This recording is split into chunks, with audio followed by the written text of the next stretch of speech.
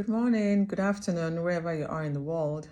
Hope your day is going great as mine is. So today we'll be starting the new book on 2 Samuel, and we just finished 1 Samuel, and now we're on 2 Samuel. So I'm just going to read in my Bible what 2 Samuel is about before we dive into chapter 1. So this book tells us the story of David's kingship over Israel, noting both his many victories and God's promise that his descendants will be on the throne forever. After David's shameful sin with Bathsheba, severe family problems threaten his kingdom. As you read this book, consider how terrible the consequences of sin can be, but also remember the faithfulness of God, who fulfills his promise by sending his son to reign forever as David's true son. Okay, so we start with the first chapter. David hears of Saul's death. So the last time I was here, we talked about when Saul died. Now someone went to tell David about Saul's death. So let's read. David hears about Saul's death. After the death of Saul, David returned from defeating the Amalekites and stayed in Ziklag two days. On the third day, a man arrived from Saul's camp with clothes torn and with dust on his head. When he came to David, he fell to the ground to pay his honor. "Where have you come from?" David asked him. He answered, "I have escaped from the Israelite camp." "What happened?" David asked.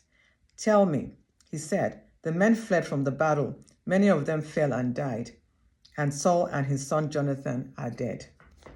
Then David said to the young man who brought him the report, "How do you know that Saul and his son Jonathan are dead?"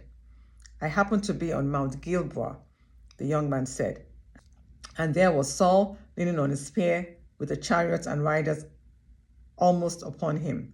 When he turned around and saw me, he called out to me, and I said, 'What can I do?' He asked me, 'Who are you?' An Amalekite," I answered. Then he said to me, 'Stand over me and kill me. I am in the throes of death, but I am still alive.' So I stood over him and killed him, because I knew that after he had fallen, he could not survive. And I took the crown that was on his head and the band on his arm and have brought them here to my lord." Then David and all the men with him took hold of their clothes and tore them. They mourned and wept and fasted till evening for Saul and his son Jonathan, and for the army of the Lord and the house of Israel, because they had fallen by the sword. Can you imagine? Someone that's been chasing you all over the world to get rid of you, but you chose to mourn for him. Let's continue. David said to the young man who brought him the report, "Where are you from?" "I am the son of an alien, an Amalekite," he answered. David asked him, "Why were you not afraid to lift your hand to destroy the Lord's anointed?" Then David called one of his men and said, "Go strike him down."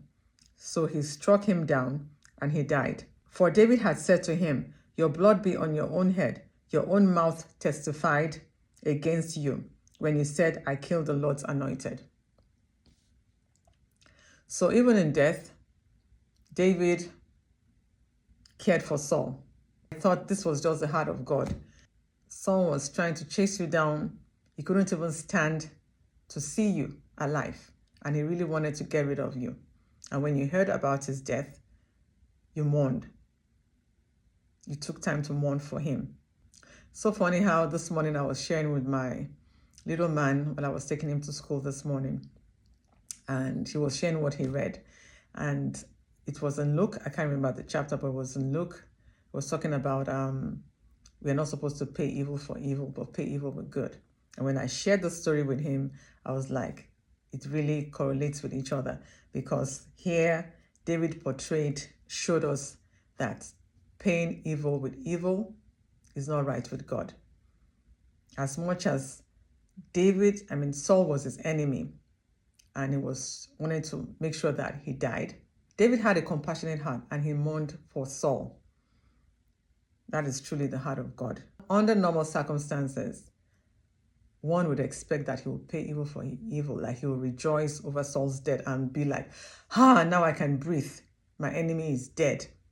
You know, he's been chasing me all over the world and now I can have peace. I don't have to be checking my back if anyone is chasing me.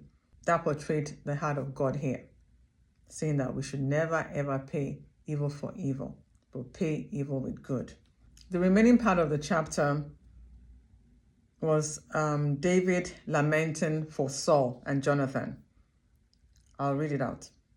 David took up this lament concerning Saul and his son Jonathan, and ordered that the men of Judah be taught of this lament.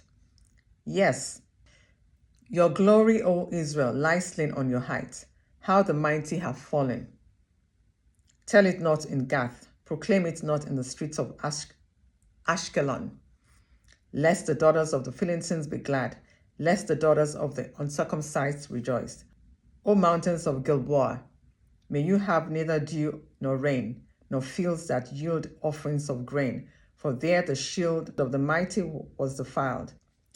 The shield of Saul no longer rubbed with oil, from the blood of the slain, from the flesh of the mighty. Jonathan did not turn back. The sword of Saul did not return unsatisfied. Saul and Jonathan, in life they were loved and gracious, and in death they were not parted. They were swifter than eagles. They were stronger than lions. O daughters of Israel, weep for Saul, who clothed you in scarlet and finery, who adorned your garments with ornaments of gold. How the mighty have fallen in battle. Jonathan lies slain on your heights. I grieve for you, Jonathan, my brother. You are very dear to me. Your love for me was wonderful. How the mighty have fallen. The weapons of war have perished. This was David lamenting, sad about what happened to Saul and Jonathan, his very close friend. Just tells us how we shouldn't pay evil for evil, but always pay evil with good, no matter how anyone hurt us. We should do like David did here, or do exactly what God wants us to do. There's some people that you need to love from afar because of the toxic kind of relationship, but you should never ever harbor hatred. If you have any hatred inside of you, let it go. Let it go. Or hurt, or unforgiveness, let it go. Because that's not what God wants us to do. He wants us to love regardless of how people hurt us. So I only have one key point for this chapter. It says, David responds to Saul's death, because he was lamenting. Instead of celebrating the fall of his enemy, David grieves for Saul and orders the execution of the Amalekites who falsely claimed to have killed him. Yes, he wasn't the one that killed Saul. He lied. But Saul actually fell on his sword by himself. Saul killed himself. And that was what was prophesied by Samuel, that tomorrow you're going to be dead. So that's the lesson learned here. We should pay evil with good and not with evil. So with that, I'm going to end it here and see you next time. Take care for now. God bless. Bye.